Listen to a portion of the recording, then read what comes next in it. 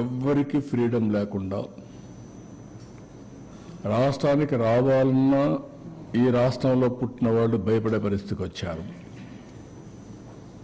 ఈ రాష్ట్రంలో పుట్టి ఇక్కడ ఇండస్ట్రీ పెట్టాలి అని పెట్టిన వాళ్ళు వేరే రాష్ట్రాలకు పారిపోయే పరిస్థితికి వచ్చి తరిమేసే పరిస్థితికి వచ్చారు. ఇలాంటి సో మెనీ సంఘటనలు అవన్నీ పోవడం లేదు. ప్రజలకు ఒక్కసారి గుర్తు చేస్తున్నా. అయితే నేను ఆ రోజు చెప్పింది అప్పటికే 14 సంవత్సరాల అనుభవం ఉంది,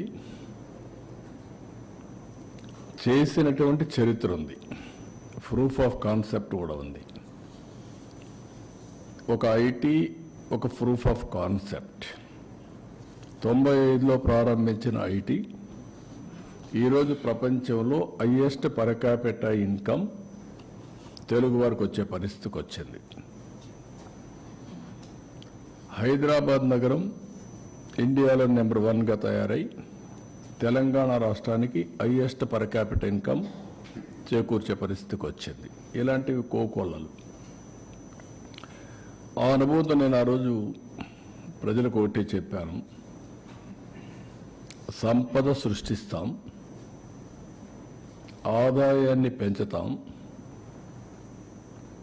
ఏదైతే సంపద సృష్టించాలంటే అభివృద్ధి జరగాలి, అభివృద్ధి వల్ల సంపద వస్తుంది, సంపద వల్ల ప్రభుత్వానికి ఆదాయం పెరుగుతుంది, ఆదాయం పెరిగితే దాన్ని సంక్షేమ కార్యక్రమాలు పెట్టి నిరంతరం పేదరికం నుంచి పేదవాళ్ళని పైకి తీసుకొచ్చే అవకాశాలు ఉంటాయని చెప్పి నేను చాలా సందర్భాల్లో చెప్పాను.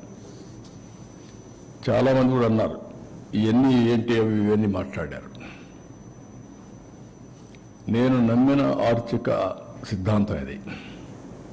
నేను ఇప్పుడు కాదు, 95లో నేను ముఖ్యమంత్రి అయ్యాను.